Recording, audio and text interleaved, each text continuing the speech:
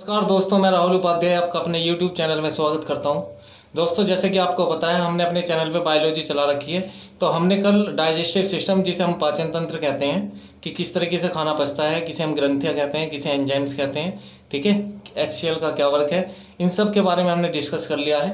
जिसने वो वीडियोज़ नहीं देखी हैं वो बायोलॉजी की प्लेलिस्ट में हमारे चैनल पर पड़ी हुई है, वहाँ पर देख सकते हो आप, ठीक है। और आज हम एक नई टॉपिक की बात करने वाले हैं दोस्तों, जिसका नाम है हार्मोन्स, ठीक है। बहुत ही इंपॉर्टेंट टॉपिक है हार्मोन्स। हार्मोन्स के बारे में दोस्तों आज बात करेंगे कि हार्मोन्स का वर्क क्या होता है। देखो, अगर दोस्तों हार्मोन्स की बात करें तो ये हार्मोन्स जो हैं हमारे शरीर में, हम इनको अलग से नहीं ले सकते, ये माँ के पेट से ही हमें मिलते हैं जो हार्मोन्स होते हैं, ठीक है। हार्मोन्स की जो खोज की है, अगर हम इसकी खोज की बात करें तो बाउल एंड स्टार्लिंग, दो साइंटिस्ट थे जिन्होंने इसकी खोज की है, बाउल एंड स्टार्लिंग, ठीक है। हिंदी इंग्लिश में एक ही है, हिंदी में लिखा है मैंने, इसकी खोज करी है इन्होंने। हार्मोन्स की खोज किसने की है? बाउल एंड स्टार्लिंग ने। अब इसके बारे में हम थोड़ा सा डिस्कस करते हैं कि हम किसे हार्मोन्स कहते हैं और किस चीज़ के बने होते हैं। अगर बात करें, हार्मोन्स प्रोटीन के बने हुए होते हैं दोस्तों, ठीक है। जो हम प्रोटीन्स वगैरह लेते हैं, इनसे जो है हार्मोन्स की ग्रोथ हो सकती है। हार्मोन्स की कमी से खोजा गया पहला रोग जो इन्होंने बताया है, उसका नाम इन्होंने दिया है दोस्तों एडिसन्स डिसीज, मतलब एडिसन्स रोग, ठीक है। ये रोग इन्होंने बताया है, ये किसकी कमी से हुआ है? इस रोग में पानी के साथ साथ में सोडियम की, मतलब नमक की कमी इन्होंने इसमें मानी है। तो ये इन्होंने नाम दिया है कि भाई इससे एडिसन्स डिसीज हो जाती है। हार्मोन्स की कमी से पहला खोजा गया रोग है ये, अगर आपसे पूछा जाए तो। इस रोग में आपको बता दिया कि किस किस चीज़ की कमी होगी। देखो, ये जो हार्मोन्स है, मैंने आपको बताया था कि हार्मोन्स जो बनते हैं वो किस तरह से बनते हैं और कौन बनाता है। देखो, जो हमारी बॉडी में ग्रंथियाँ होती हैं, मैंने आपको बताया था ग्रंथियों के बारे में पाचन तंत्र में, ठीक है। कुछ तो बताई थी अंतःस्रावी ग्रंथि, फिर बाह्य स्रावी ग्रंथि, और फिर मैंने आपको मिश्रित ग्रंथि कहा था, जिसको मिक्स्ड ग्लैंड्स हम कहते हैं। तो इसमें मैंने आपको बताया था मिश्रित ग्रंथि की संख्या कितनी होती है? एक होती है, जिसका नाम क्या था? अग्नाशय। मिश्रित ग्रंथि से इसलिए कहा गया है क्योंकि ये एंजाइम्स, हार्मोन्स और जूस तीनों का निर्माण करती है, ठीक है। तो सबसे पहले मैं ग्रंथियों के बारे में बताता हूँ, ठीक है। इसके बाद में फिर हम हार्मोन्स के टॉपिक पर चलेंगे। तो दोस्तों, मैंने वैसे ग्रंथि के बारे में आपसे डिस्कस किया था, लेकिन यहाँ पे हार्मोन्स पढ़ा रहे हैं तो ग्रंथियों के बारे में भी सबसे पहले जानना जरूरी है। ग्रंथियां दोस्तों मैंने बताई थी आपको कितने प्रकार की? 3 प्रकार की बताई थी। 3 प्रकार में कौन कौन से प्रकार हैं वो हम जान सकते हैं। फर्स्ट नंबर पे मैंने आपको बताया था कि इसमें आती है अंतःस्रावी ग्रंथि, अंतःस्रावी ग्रंथि।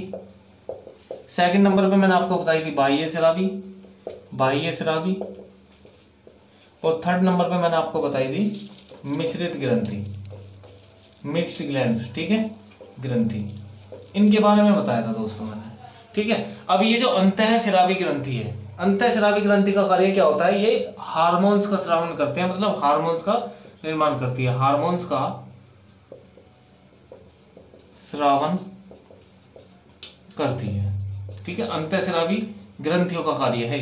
अब कौन कौन सी, जैसे आपको पता है भाई, हमारे शरीर में होती है पीयूष ग्रंथि, पीयूष ग्रंथि जिसे हम पिट्यूटरी मास्टर ग्लैंड्स पे कहते हैं, ठीक है। थायराइड भी होती है, ये भी अंतःस्रावी ग्रंथि है, थायराइड ग्रंथि। और बहुत सारी ग्रंथि है, पैराथायराइड है, एड्रिनल हार्मोन्स आप सुनते हो, ठीक है।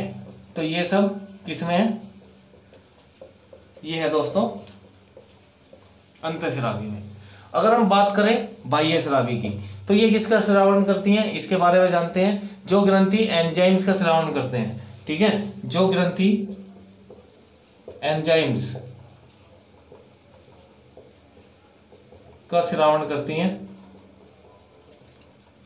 या निर्माण हम एक तरीके से कह सकते हैं, वो क्या है? वो बाह्य स्रावी ग्रंथि में आती है, ठीक है। और मैंने आपको देखो एंजाइम्स के बारे में बता दिया है कि ये बड़े पार्टिकल को, मतलब बड़े अणु हैं उसको छोटे अणु में कन्वर्ट करने का कार्य किसका होता है? एंजाइम्स का। जो हम भोजन खाते हैं वो बड़े पार्टिकल में खाते हैं, उसको छोटे में कन्वर्ट करना, मतलब एक तरीके से पाचन कैसे होगा? जब वो छोटे से छोटे में कन्वर्ट हो जाएगा, तो ये एंजाइम्स का कार्य होता है, ठीक है। और जो ये मिश्रित ग्रंथि है, मैंने इसमें बताया था कि ये तीनों चीजों का निर्माण करती है, तीनों चीजों का श्रवण करती है। जैसे एंजाइम्स हो गया, एंजाइम प्लस हार्मोन्स और फिर जूस। जूस में मैंने आपको बता दिया था, जैसे आंसू है, पसीना है, ये सब क्या है हमारे जूस है, ठीक है। और इसकी संख्या केवल कितनी है, 1 है, ठीक है। इनकी 6 और 9 है। और इसमें जो है मिश्रित ग्रंथि कौन सी है, एक वो है दोस्तों अग्नाशय, ठीक है। अग्नाशय के बारे में हम डिस्कस कर चुके हैं पिछली क्लास में। आप इसका स्क्रीनशॉट ले लें, फिर इसके बाद में हम आगे चलेंगे।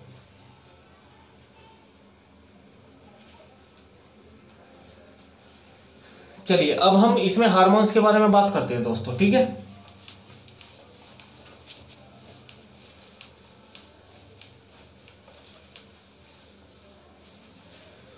दोस्तों सबसे पहले हम बात करेंगे कि सबसे बड़ी जो अंतःस्रावी ग्रंथि है इसमें कौन सा हार्मोन्स पाया जाता है, ठीक है। सबसे बड़ी अंतःस्रावी ग्रंथि जो है उसकी श्वास नली के शीर्ष पर, मतलब जो श्वास नली है उसके ऊपर वाले भाग पर क्या पाई जाती है, थायराइड ग्रंथि, ठीक है, जो एच के आकार की होती है।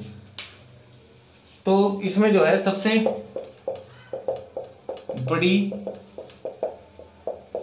अंतःस्रावी ग्रंथि जो पाई जाती है, अंतःस्रावी ग्रंथि वो किसके ऊपर पाई जाती है, श्वास नली के, जिससे सांस लेते हैं, श्वास नली के शीर्ष भाग पर पाई जाती है, ठीक है। थायराइड ग्रंथि किस आकार की होती है, थायराइड ग्रंथि होती है दोस्तों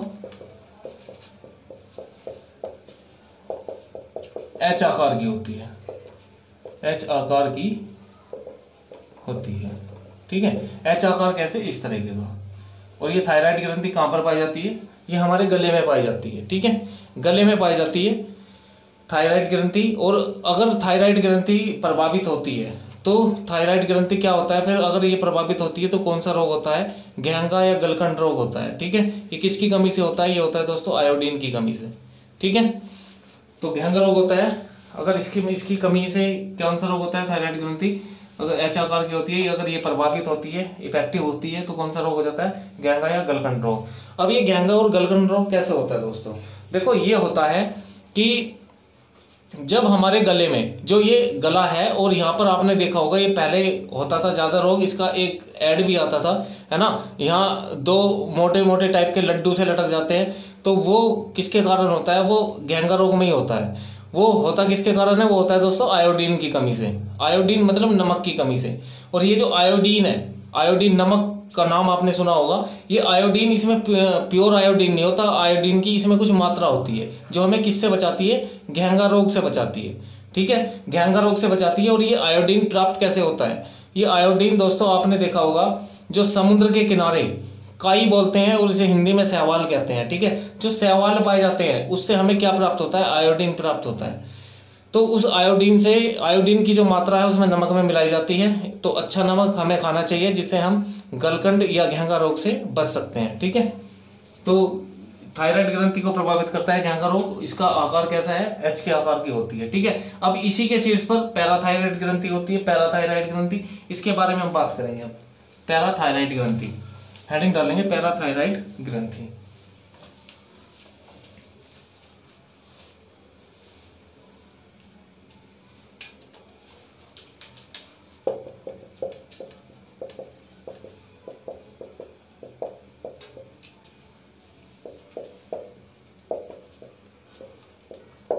पैराथायराइड के बारे में बात करेंगे। देखो थायराइड ग्रंथि के जस्ट पीछे वाला भाग क्या है, पैराथायराइड ग्रंथि है, ठीक है। इससे निकलने वाला हार्मोन्स खून में क्या करता है, कैल्शियम की मात्रा को नियंत्रण करने का कार्य करता है, मतलब जो कैल्शियम की मात्रा है हमारी बॉडी में उसे कंट्रोल करने का कार्य करता है इससे निकलने वाला हार्मोन्स, ठीक है। इससे भी 2 हार्मोन्स निकलते हैं। सबसे पहले हम इसकी थोड़ी डेफिनेशन जानते हैं। थायराइड ग्रंथि, जो थायराइड ग्रंथि के पीछे वाला भाग होता है, थायराइड ग्रंथि के बैक वाला पार्ट, ग्रंथि के पीछे वाला भाग, ठीक है, इससे निकलने वाला हार्मोन्स क्या करता है, इससे निकलने वाला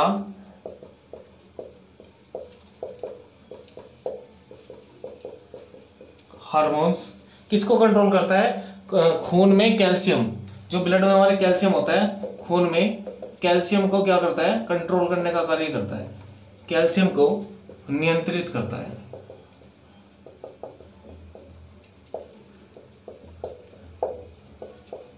ठीक है दोस्तों, पैराथायरॉइड ग्रंथि ये है। ठीक है, इससे भी दो हार्मोन्स निकलते हैं। कौन कौन से हार्मोन्स है उसके बारे में हम थोड़ा डिस्कस करेंगे। कितने हार्मोन्स निकलते हैं इससे? दो हार्मोन्स स्रावित होते हैं, दो हार्मोन्स निकलते हैं। उन दो हार्मोन्स का क्या नाम है इसके बारे में हम डिस्कस करेंगे। ठीक है,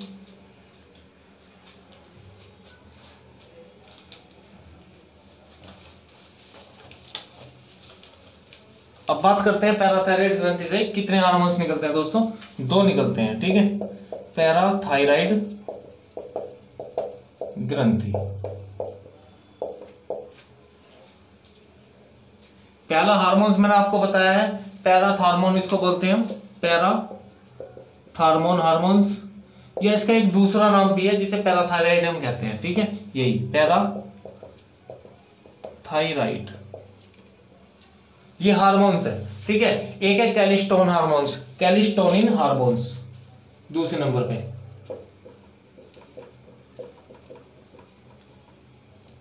कैल्शिटोनिन हार्मोन्स, अब इनका क्या काम है इसके बारे में हम बात करेंगे दोस्तों। ये जो पैराथार्मोन और ये पैराथायरॉइड जो हार्मोन्स मैं आपको बता रहा हूं, ये क्या करता है, जब खून में कैल्शियम की मात्रा या कैल्शियम की कमी हो जाती है तो पैराथायरॉइड हार्मोन्स निकलता है। ठीक है, जब ब्लड में कैल्शियम की कमी हो जाती है तो पैराथार्मोन हार्मोन्स निकलता है। ठीक है, पैराथार हार्मोन्स। यहां पर क्या है, जब खून में कैल्शियम की मात्रा बढ़ जाती है, जब ब्लड में कैल्शियम की मात्रा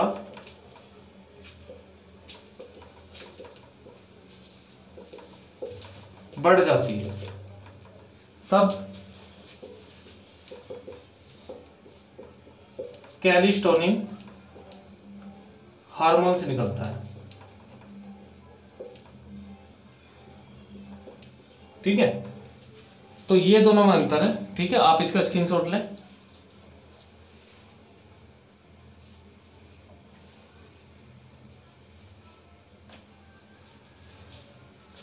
चलिए अब इसमें हम बात करते हैं।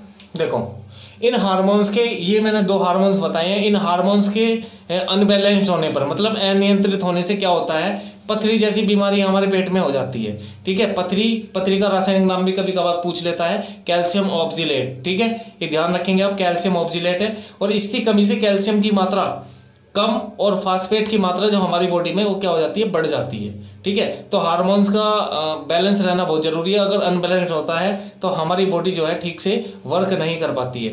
तो इसके बारे में थोड़ा डिस्कस करेंगे। पैराथार हार्मोन के बारे में देख लिया और कैल्शिटोन के, इसमें होता क्या क्या है, ये चीजें होती हैं।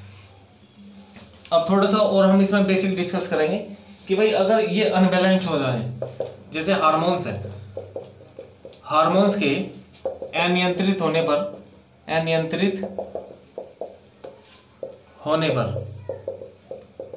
पथरी जैसी बीमारी हो जाती है, पथरी जैसी बीमारी हो सकती है हमें।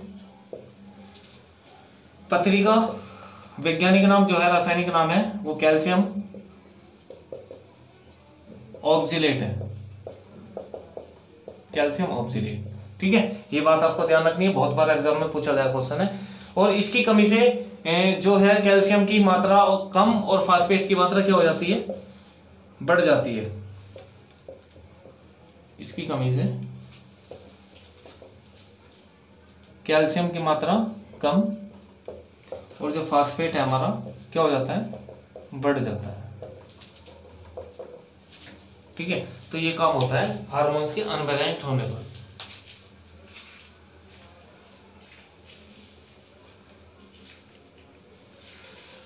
और ये जो पैराथीन हार्मोन्स है, देखो पैराथीन रोग हो जाता है अगर हमारे शरीर में कैल्शियम की मात्रा कम और ये फास्फेट की मात्रा अगर बढ़ जाए तो।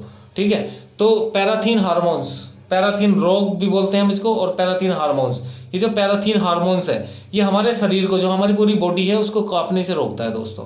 ठीक है, कभी कभार आपने देखा होगा कि हाथ पैरों का कांपना, है ना। ये तो कभी कभार की, देखो ये तो एक्सेप्शन केस है कि अगर तुम डर रहे हो तो तब भी अपने हाथ पैर जो है कांपने स्टार्ट हो जाते हैं, ठीक है। कभी कभी आदमी डरता है तो एकदम से होपलेस होके हाथ पैर उसके कांपने स्टार्ट हो जाते हैं, लेकिन जिसके बॉडी में ये परमानेंट होता है तो उसे पैराथीन हार्मोन्स की कमी हो जाती है ना। तो पैराथीन हार्मोन्स, एक क्वेश्चन ये भी है कि भाई शरीर को क्या करता है, कांपने से रोकता है। तो यहाँ से भाई आज की जो वीडियो है हमने इसका बेसिक हार्मोन्स के बारे में जाना, ठीक है। इसी टॉपिक को कंटिन्यू करेंगे नेक्स्ट वीडियो में।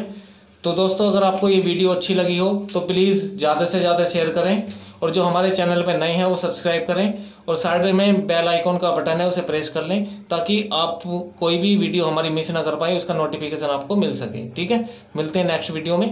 धन्यवाद, जय हिंद।